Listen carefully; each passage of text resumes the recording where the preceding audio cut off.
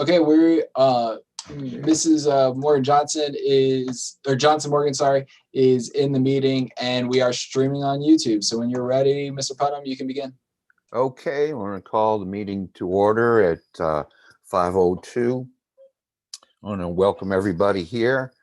All right, and first order of business is the approval of minutes from February 8th. Were there any additions or corrections to the minutes?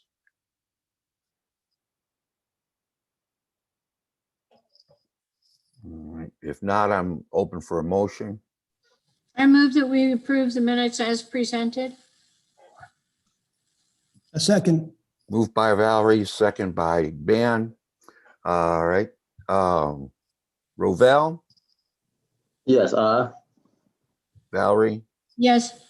Lois, Yes. Ben. Yes.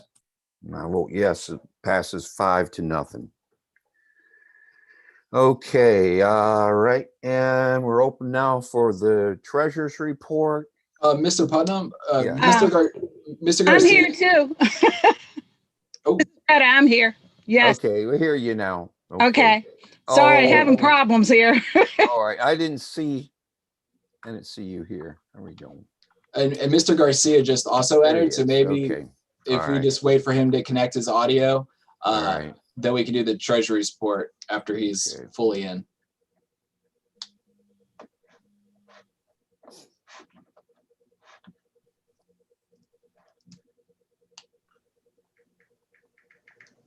Normally he has to dial in, so it takes him a little bit longer, but Yeah.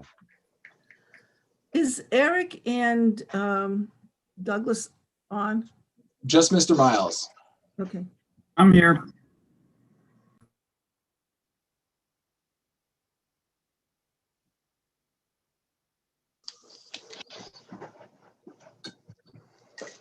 All right, I believe Rudy is all dialed in and here. I am here. Thank you. Hey. Sorry, folks, for being late. That's all right. All right. We've already gone through the approval of minutes. Next up would be the treasurer's report.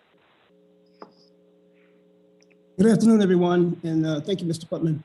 And Brian, can I ask you to open the IDA account, please, the spreadsheet, and display that? And while he does that, I can go ahead and tell you that I'm going to start from an item that was kind of left open from our last meeting, and that was to check on the Region 10 payment of $1,000, I guess an annual payment of $1,000.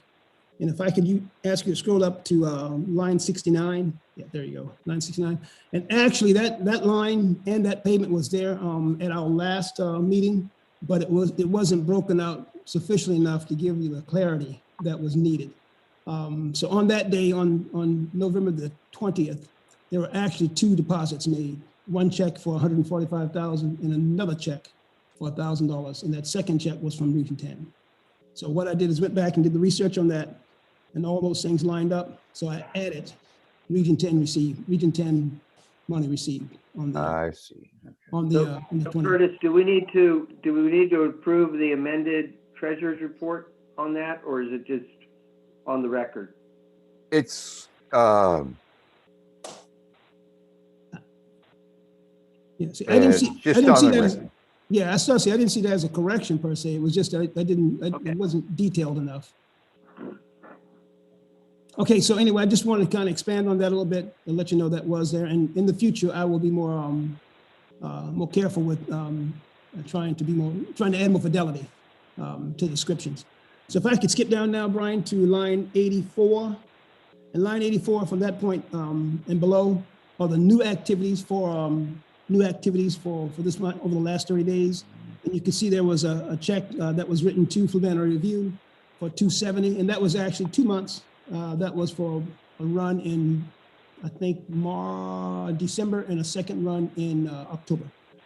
And then you can see $375,000 received for the CVSI, and the next line is $375,000 paid to CVSI. Along with that was an accompanying $30 wire transfer fee that was paid out of the account. It's indicated there. And of course, a small amount of interest shown. And then the last thing is the line 89 shows a check for $884.55. That was also written to Fluvanna Review. And of that, $214 was to be accounted against the grant fund money. So what that is on line 89 is to show you that it was check number 218 CF Community Funds. So that money will be reflected on this spreadsheet as well as the CACF funds spreadsheet. And it'll show you how that money is being decremented as we continue to use the grant money towards various programs. So subject, and of course the balance there is $39,607.67. Any questions on this particular spreadsheet? No, just a point of clarification on that $218 from the community fund. That was for the ad that ran last week in the Fluvanna Review. 214. 14. Yeah, they gave us an upcharge on that the Community Foundation paid for the big ad, the full page ad we had. That is correct. Thank you, Mr. Garcia. And Brian, if I could ask you to close that one down then and pull up the community fund spreadsheet. And while he does that, I can just go ahead and indicate that the opportunity fund, there have been no activities on that account, and the balance there remains at $35,000. Okay, on this spreadsheet is primarily just as a tracker to let you know that last month we had a start amount of $10,000. Of course, line 10 shows that actual payment. It's 218 CF, which is sort of a notional sort of identification number.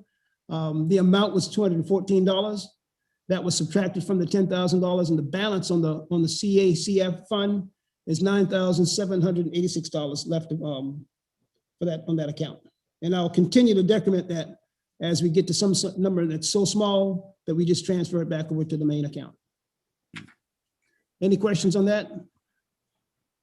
I have a couple other quick comments I'd like to add to the treasurer's report. The chairman at the last meeting asked me to take a look at the wire transfer fees. And just to let everyone know, as full disclosure, I passed that information back over to the chairman, but also for the board. In terms of wire transfer fees, since I took over as treasurer, we have expended $150 in wire transfer fees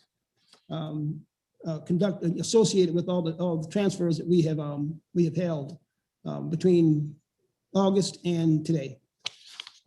We had two additional fees for audit pulls, and those fees were $50, making a grand total of $200 that we may go back to the county for reimbursement on. So that's $150 for wire transfer fees, and then an additional $50 for audit retrieval of statements, of bank statements for 12 months. Well, actually it was 18 months.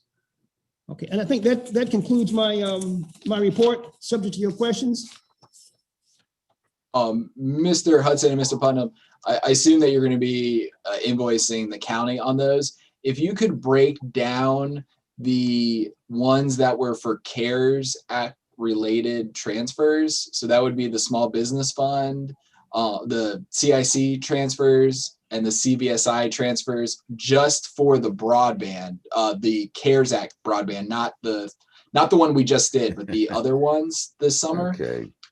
That would be beneficial for us. All right. As they get charged. All right. I'll get with you on that, and we'll get it straightened out there. Yeah. Okay. Appreciate that. Okay, thank you.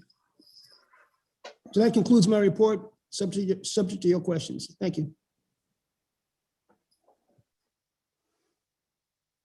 All right. Are there any questions for Ben?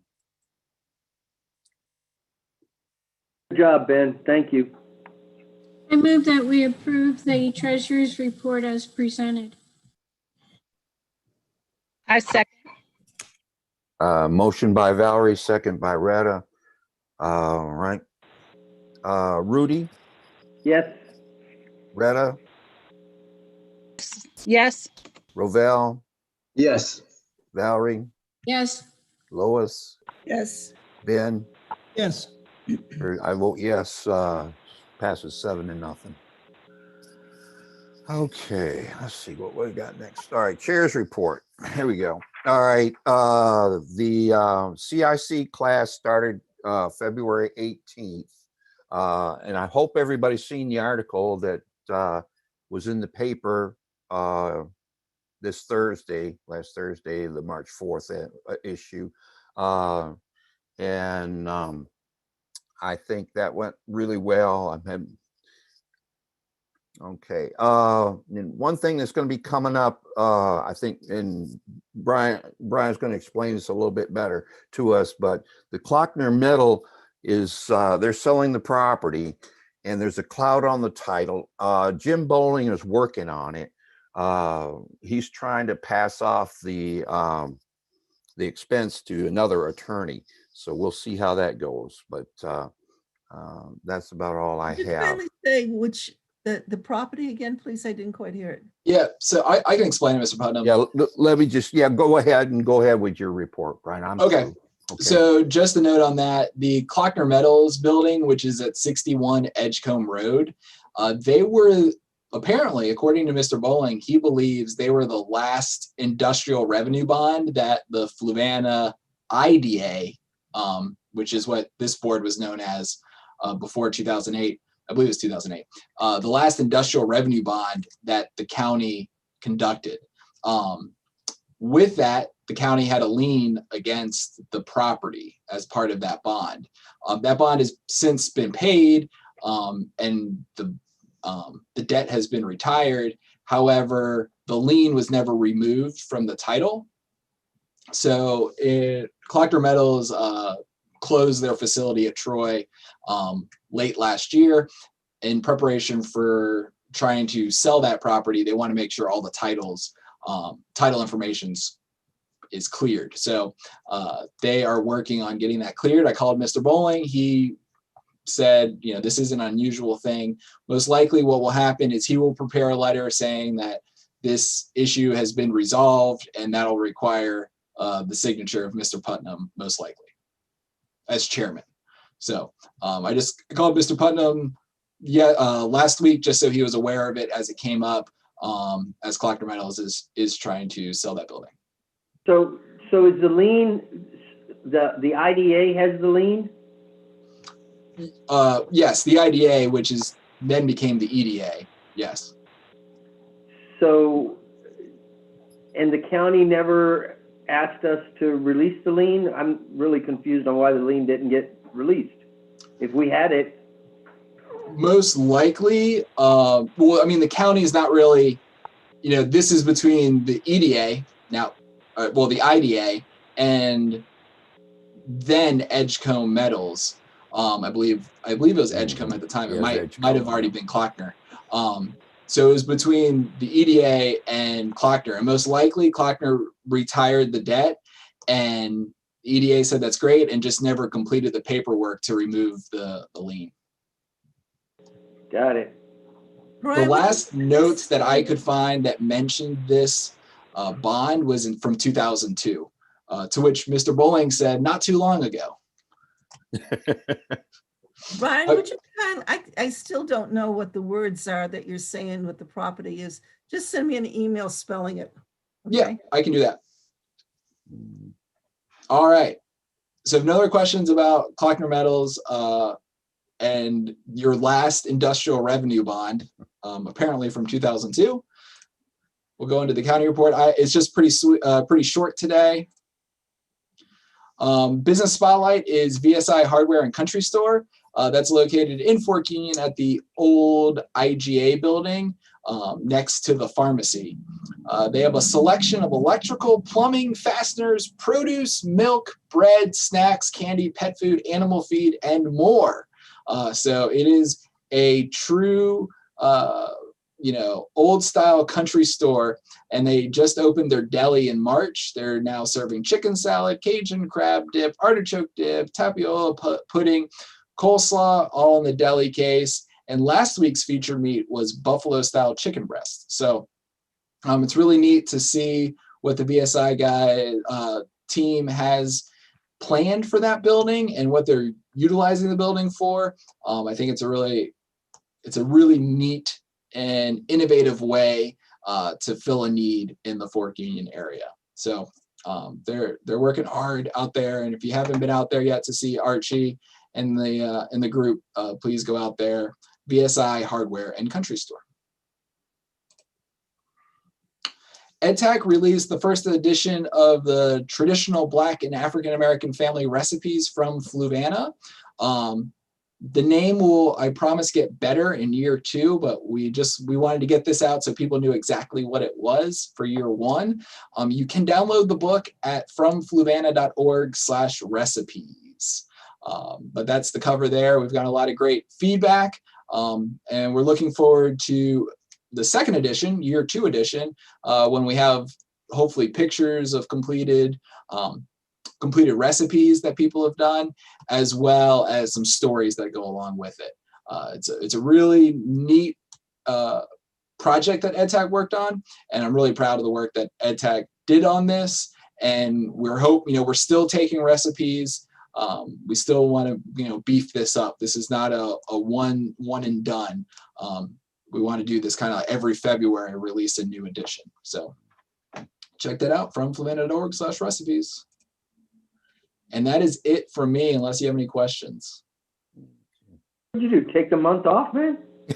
Yep. It's we hopefully will have some more things later, but that's all I got for right now. April hopefully will be a little bit different.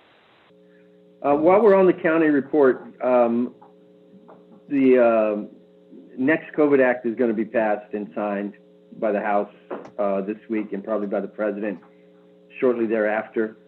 There is a significant amount of money for localities in there. When do you anticipate that the board will be having a discussion on how to spend that money so that we can get some input? I do not know. Last time we were unaware that the state was going to send us money until about a week before they sent us money. So we're not, it's always kind of dependent on what the state will do, because we're a locality that's below 500,000 in population. Our, all money goes to the state, and then the state determines how that gets broken up. Well, we know that there's going to be broadband money coming out to the rural areas. There's going to be, significant investment. This relief package, I won't call it a stimulus, but this relief package has a lot going on, and has a lot going on for future years, not just immediate in 2021.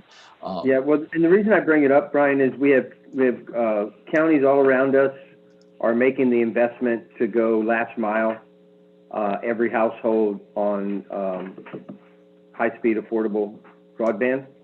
Mm-hmm. Hanover just announced that they're making a substantial investment. Louisa just announced that they're making a substantial investment. I'd like us to be involved in that conversation to push that issue with the Board of Supervisors. If we can figure out when they're going to talk about it so we can get on the agenda. Yeah, we don't have enough, unfortunately that just got passed. We get the information as quickly as you do on this one.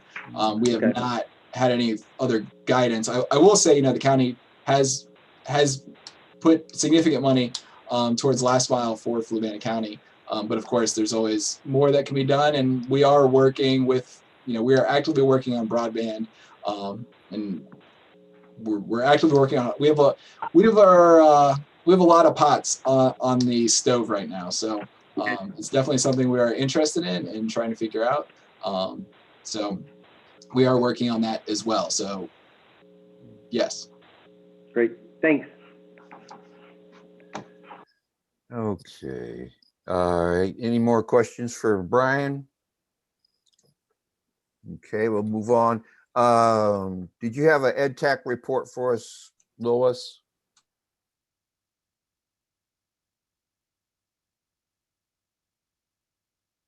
You're gonna unmute.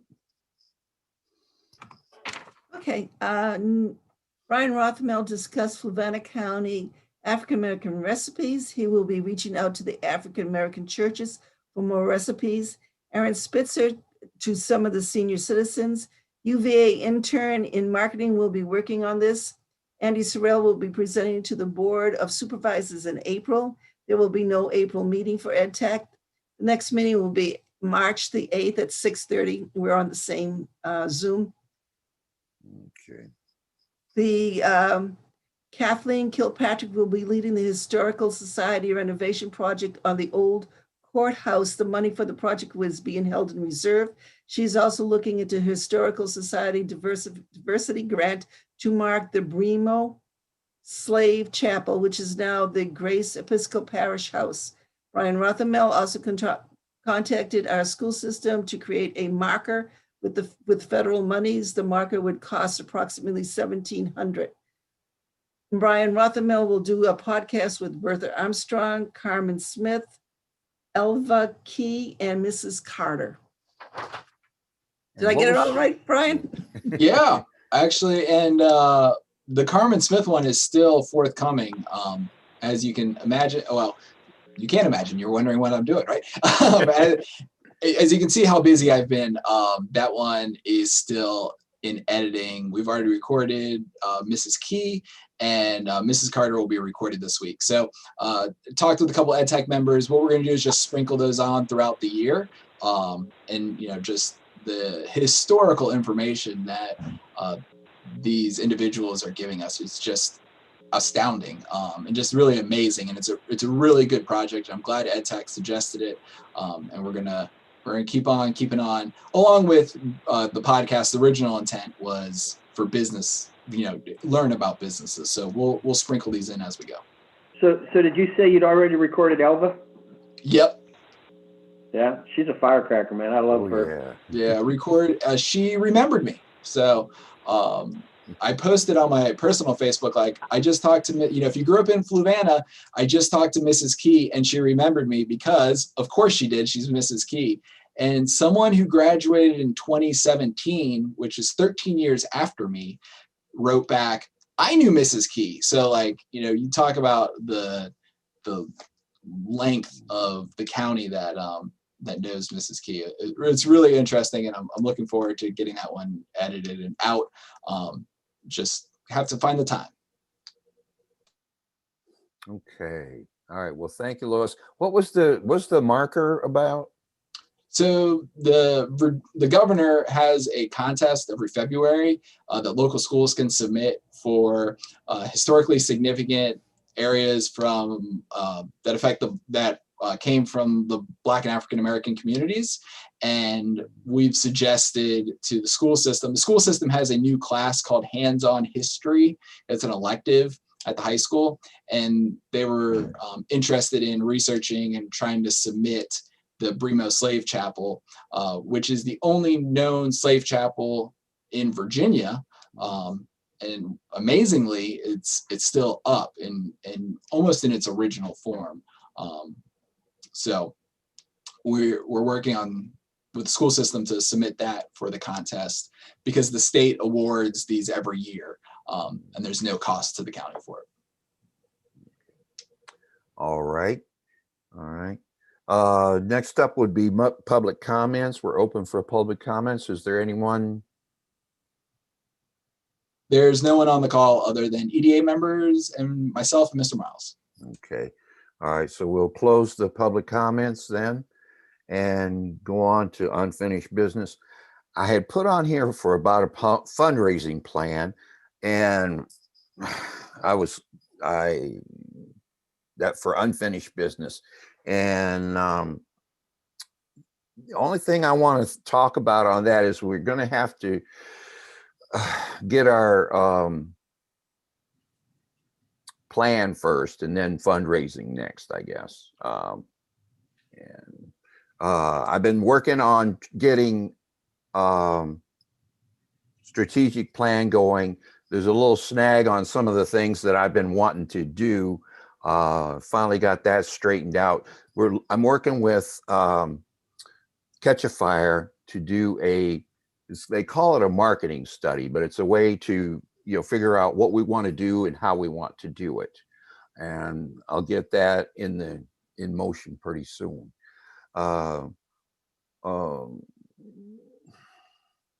But basically just want to be thinking about things that we would like to raise money for. Now, one of the counties in Virginia, I can't remember, I think it was Roanoke, over that way, raised enough money to send just about everybody who wants to go to college.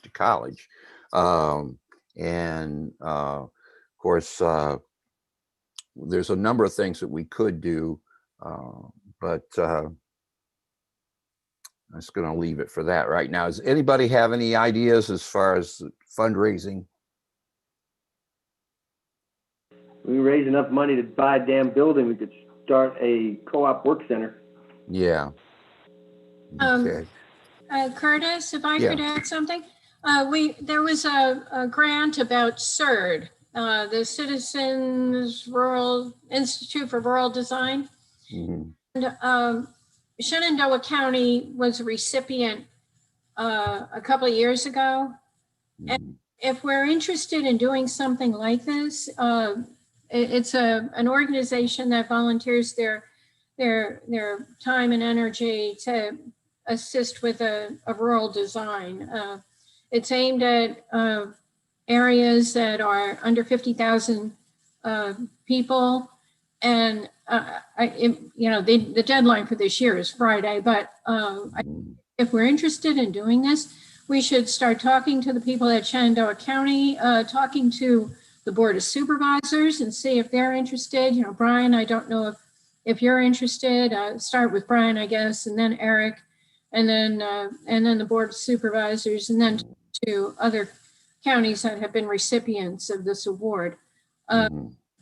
My thought was that it might be a good program for redeveloping Fork Union or Columbia, Mhm. something like that. But I don't know if there's any interest within the county. It would be nice to see some improvements to the Highway 6 corridor through Columbia, because it's a mess right now. So there's a project that's been going on in Goochland County for the last number of years. It started probably 6 or 8 years ago. And it's called Tucker Park, right? It's in the floodplain right underneath the 522 bridge as you come over the James into Goochland. It is situated almost identically to where the decrepit houses in Columbia are. So if there were a way to get grant funding to purchase all of those buildings that are falling down, where the county already bought 4 of them, raise all those buildings, and then start putting in an outdoor recreation area right there across from the boat ramp. I think that would be a great project for the EDA to be involved with, and maybe even figure out a way to monetize it a little bit, maybe with concerts or something like that. Because once those buildings are gone, that space will open up, and you'll have a really nice vista. You can't put anything permanent there because it's in the floodplain, so it kind of lends itself to something that is outdoorsy and easy to get to. So anyway, just a thought. We've actually got an FLDP class project that may get taken up this year surrounding that. Okay, thank you, Rudy.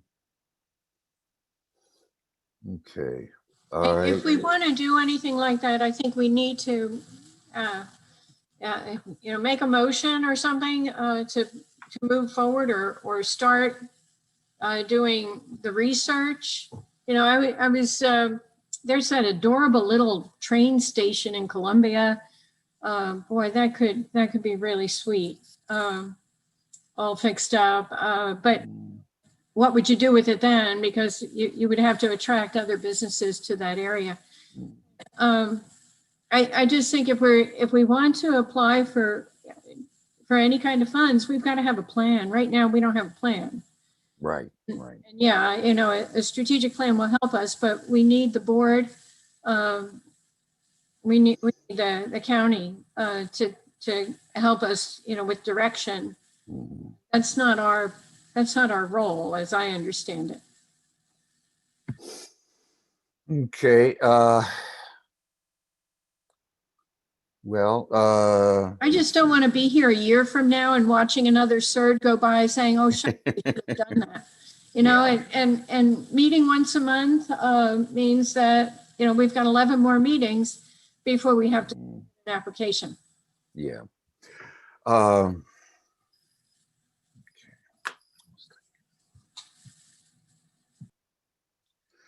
Well, I don't know Do we that I need like really, a committee to explore it, or do you know enough about it? I mean, this is the first time I've ever heard of CERD. You need to read your email, Rudy. There were a whole bunch of emails on it. If Brian, if you wanted to share your screen or let me share my screen, I can bring up the website. Yeah, I've been a little bit preoccupied the last 5 weeks, Valerie. Do you see my? Yep. You see my? Okay. That looks like ancient Rome. Yeah, I don't know. It's Edge. I gotta find your email real quick. Do you remember what the? If you just Google CIRD, CIRD, it'll you'll come up with the website. Oh, I got your email up now. Okay.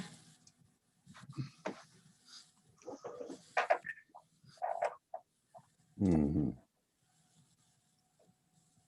And then there's a YouTube video, and some of the people, we don't want to watch the whole thing, but some of the people from Shenandoah County talk about it. Mhm. Okay. All right. Well, do we want to form a committee for this, or Yeah, so the next round of grants will open sometime in the fall, is that right? I don't know when they open up again. Because this one closes tomorrow or Right. Friday. You're right, right. So the next round won't happen until a year.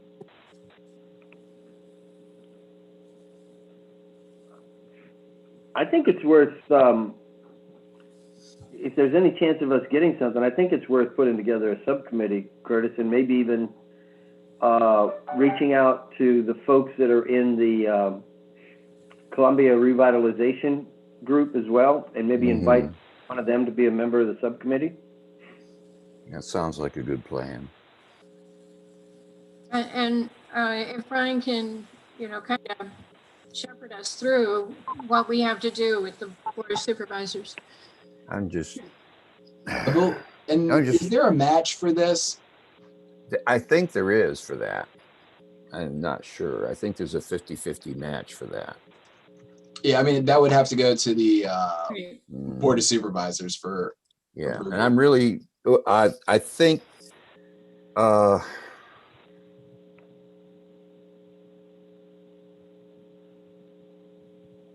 yes, I'm not sure whether it's something we want to handle or not. That's why I kind of put it out there to take a look at.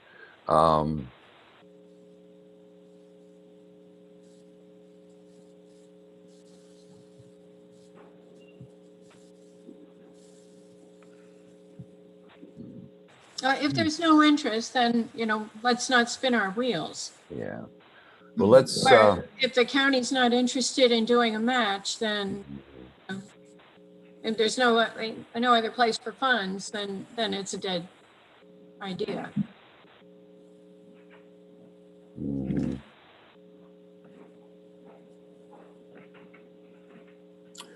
Well, Valerie, let's you and I kick it around some more, and we'll bring this back up again next month. Is that all right? I'm done kicking it.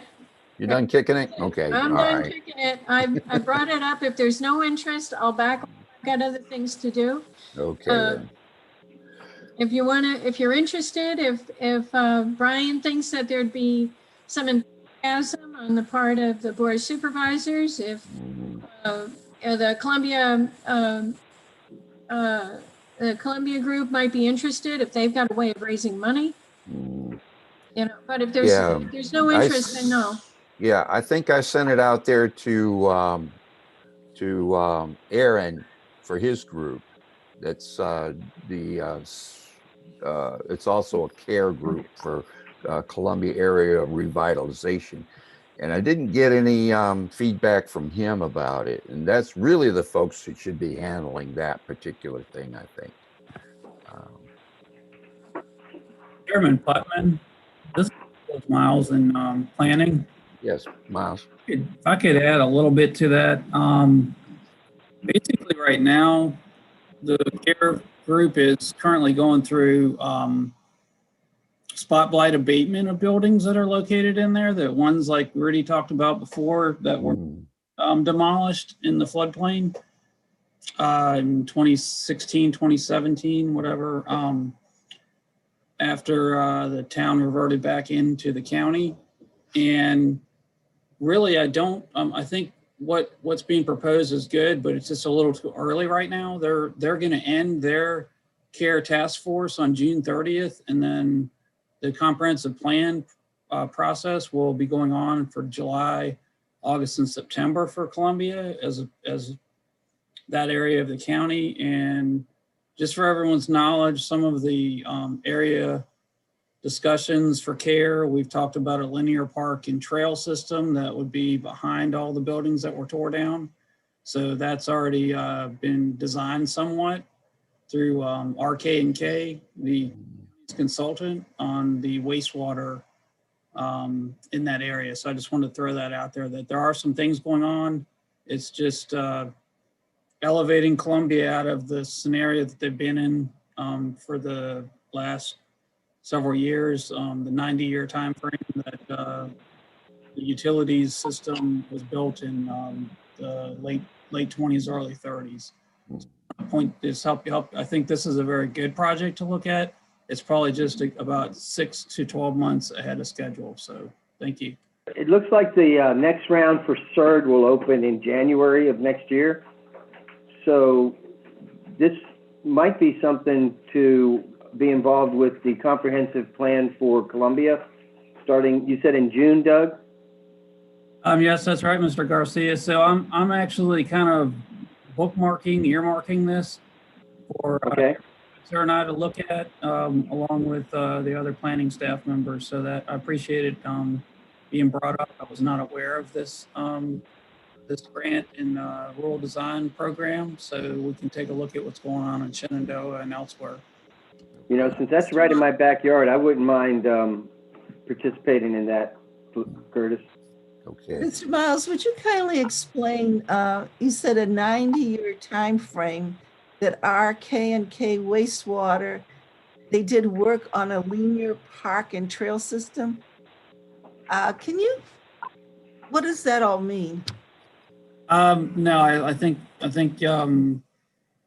there's the water and sewer system was built in, I think, 1929 there is what I was trying to point out. It's very ancient, okay? It was built during the, what is the name of the Civilian Conservation Corps folks back in the Depression? Yeah, it was during the rural electrification project.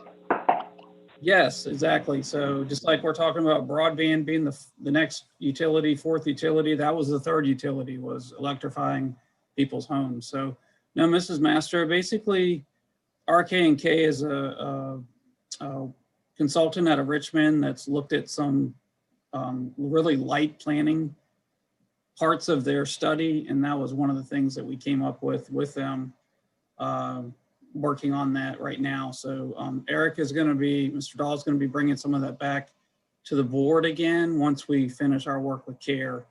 And that's proposed to stop or not continue beyond June 30th. And right now, Andy Wills, the building official, myself, and Mr. Dahl are working on spotlight abatement with that CARE task force group right now. Yeah, it would really be good to do something there. You know, the reason Columbia is in the condition it's in is because of Hurricane Camille in 1969. And you can look at the, we talk about diversity, equity, and inclusion. You can look at the inequities of response. Scottsville was rebuilt. Columbia was not. So you can read between the lines there however you want, but it was intentionally not given the resources it needed to come back. And it would just be, it would be fitting if we did something to put it back on the map, so to speak. Also, good news, in Cumberland, they will be completing the Cobb Creek Reservoir, which will have a residential component to it, which is not too far from Columbia. But Columbia actually got hit by, I believe it was considered 300-year floods within about from 69, 72, and then I think in 82 were the 3 floods that hit. And yeah, it's tough to rebuild. That's correct, Brian. If you ever down in the county property on the right-hand side, where the buildings were taken down, the only one that's left is the old brick post office. There's actually, when we did the county care cleanup day, there's actually a post there that shows you all those flood elevations, and it's basically way over your head. It's yeah, and so in the planning process, you are correct, Mr. Garcia. There is some additional social equity and other environmental justice, all kinds of things going on, and what we've worked with that community so far. Yes, sir. Well, I think this is a great idea. I personally, as a youngster, I grew up down in that area. So I remember all the stores and everything else that used to be in Columbia. And if we could do anything to improve that area, it would be great. I mean, I was there when I was like 5, 6, 7 years old.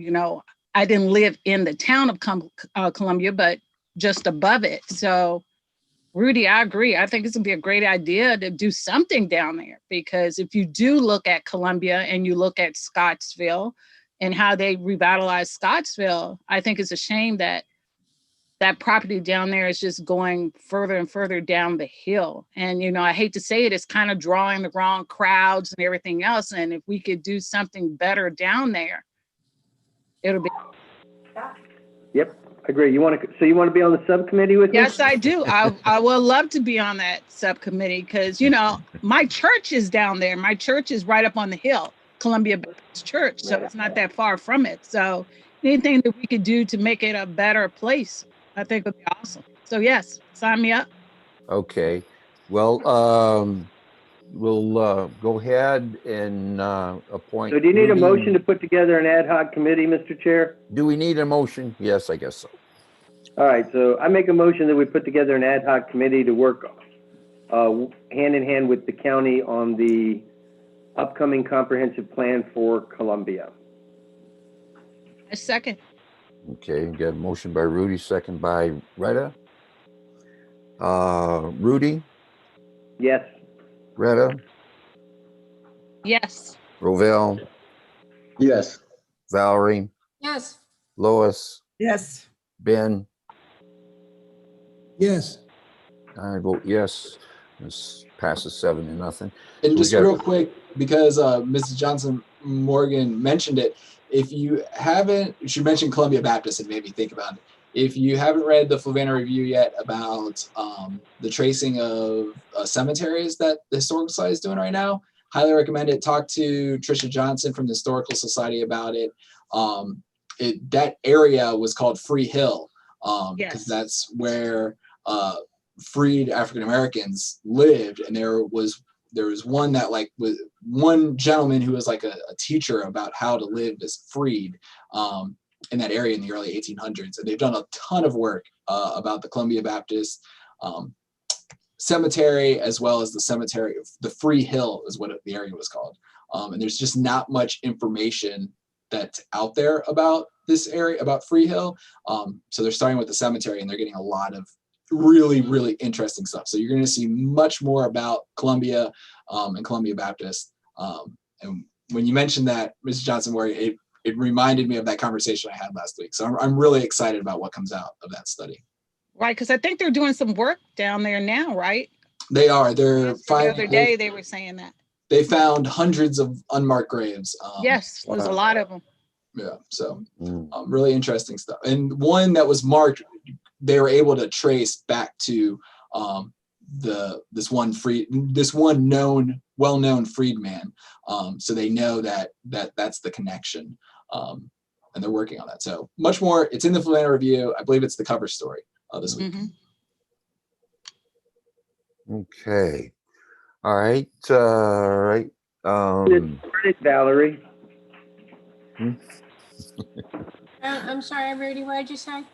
I said, thank you for getting this conversation started. I'm a troublemaker, sorry. Well, I That's guess all right.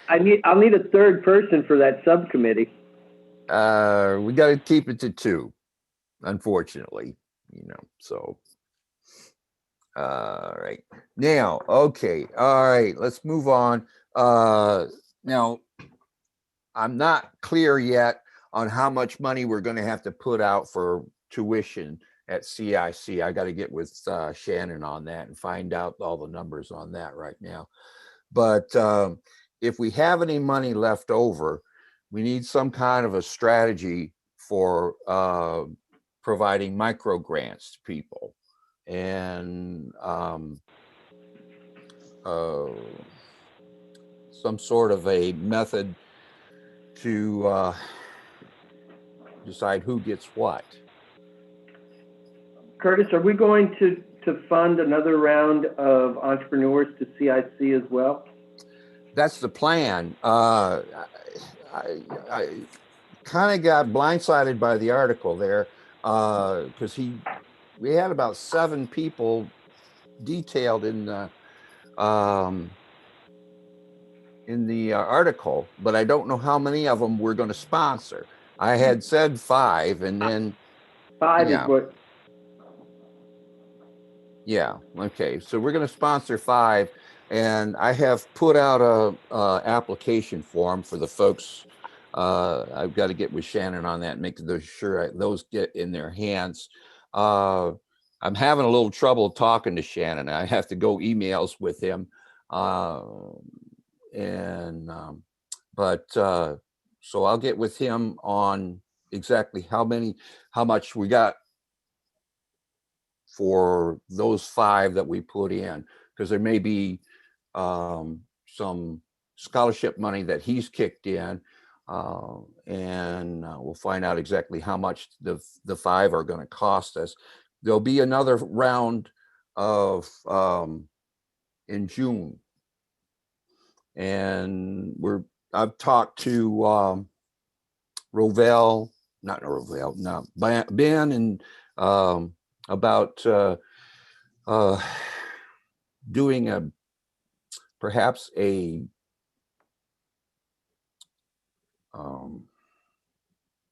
breakfast for some of the black pastors to get the word out to the churches, and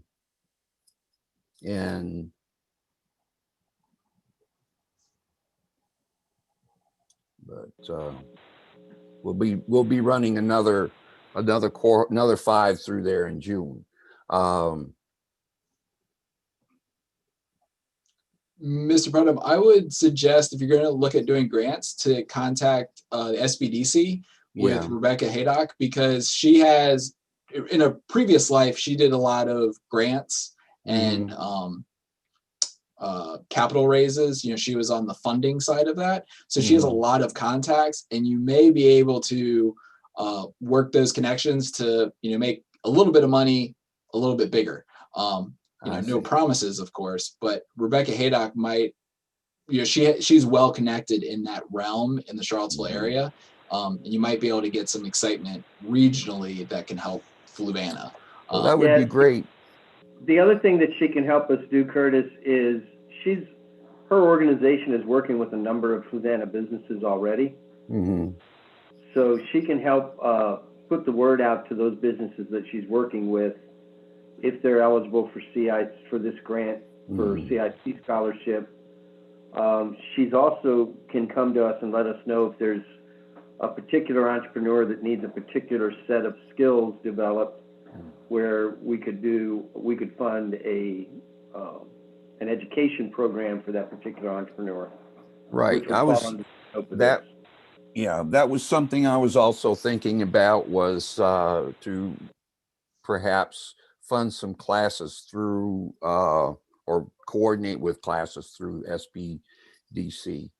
The vast majority of SBDC classes are free, so that's the advantage. But it might not be a bad just reach out and say, this is what we're working on, this is what we've already done, and then she'll be able to kind of give you ideas, because they're working with a lot more Fluvanna businesses in the past year than they did in probably the previous 5. So there's a lot of good since stuff. Rebecca got on board, she's really been intentional about reaching down into the counties where the previous SBDC kind of focused on Charlottesville and Albemarle more than the rest of the counties in the area.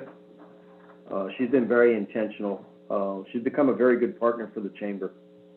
I'm still going to recommend PBCC for business classes if anybody wants to take classes there. Okay, all right. Yeah, I mean, that's a really good point, Valerie. The intro to QuickBooks and advanced QuickBooks for business owners, those courses are something that we could also do a scholarship for. So without getting into giving somebody money, we can give them something of value that still falls within the parameters of the grant requirements. Right. How Yeah, because I've already talked to Rebecca and about coordinating with the classes as they come out of CIC to make sure that they have all the things that they need to be successful. And one of the things I would like to see is some funding for whatever classes they need that are not available through CIC or SBDC. But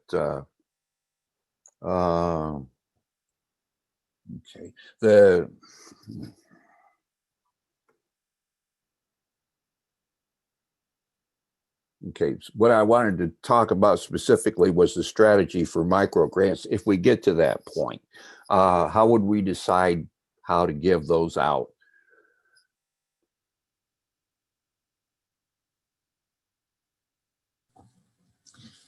I believe CIC does micro grants. Since we've already partnered with them for this grant, we could just turn it over to them. All right, if it gets to that point, okay. Yeah. All right, we'll just leave that right there then. But we do need to get going on some recruitment for the June class. Okay.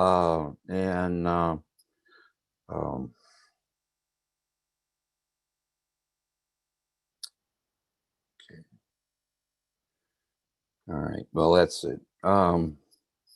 Is there any discussion on that? So Brian, with your podcasting capability, could you could you put together a podcast that was consisting of the folks that we're sponsoring to CIC? So Yes. we could then take those and post those on social media to try and drum up interest and get some more entrepreneurs Yes. into the next class? The shorter the episode, obviously, the easier it is to manage. It's these conversations where I have 40 minutes and I'm trying to drill them down. Where I talk for 40 minutes and we try to drill them down to. Yeah, I'm thinking more like 3 to 5 minutes where they talk about the advantages. We could give them some talking points so they know what the questions are going to be. Yeah. When does the session wrap up? 16 weeks, right? From the first of the second week of February, third week of February, I think they started. Yeah. Let's see. So they go through probably, because isn't it like a 16-week 6 course? weeks. Did I make that up? I'm trying to think how long it is. Oh, right offhand. Well, it's 16, it's either 13 or 16 weeks. I can't remember which.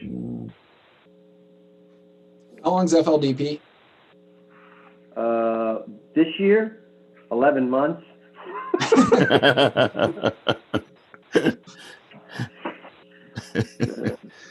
FLDP generally runs from September through March. This year is running from January through June. It's 16 week. CIC is 16 weeks. I was wondering if like one was 16 and one was 13. That's why I asked. But I just looked on their website. CIC is 16 weeks, weekly 3-hour evening sessions. I mean, it's quite the investment. But I know the businesses that come out from it are highly engaged. They ask great questions when they come to the county for assistance. You know, it's for a very pointed reason, not just you got to help me. I'm on my last end. It is a very, very good program. And also kudos to the EDA. My counterparts in other counties are jealous of the work that y'all are doing to kind of get this going.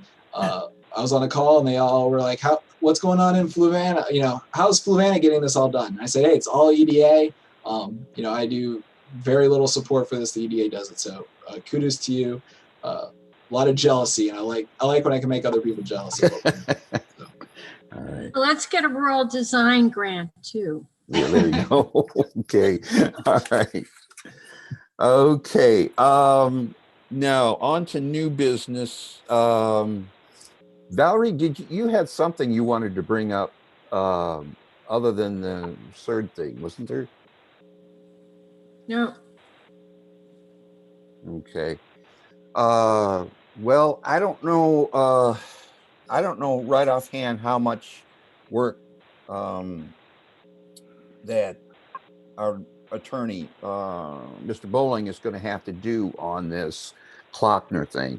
He said he would have to bill us if he did any significant work.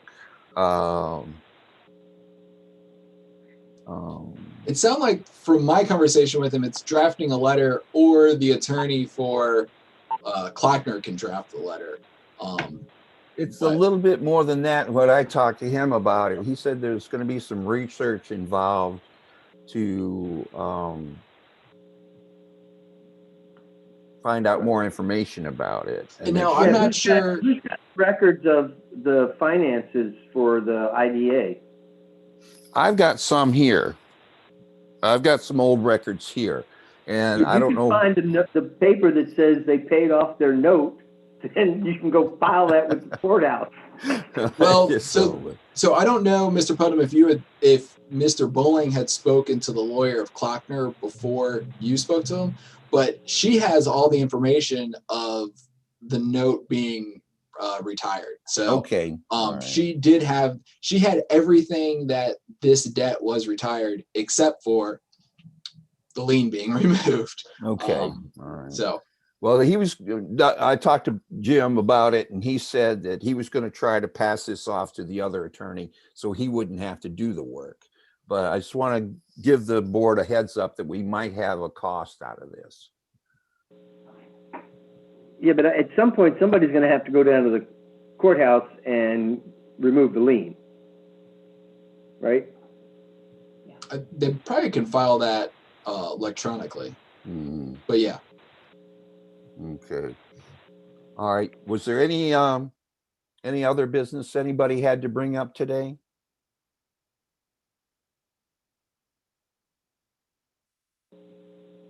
Nope. Okay. All right. Well, seeing no more business coming before the board. Next meeting will be April 12th. And you have a motion for adjournment?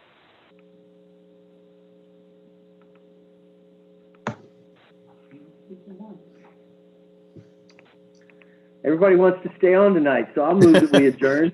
Okay. Have a second. Valerie will second it. Valerie, second.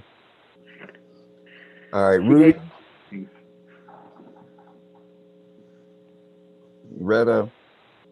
Yes. Rovell, Yes. Valerie, Yes. Lois, Yes. Ben. Yes. All right, we're adjourned.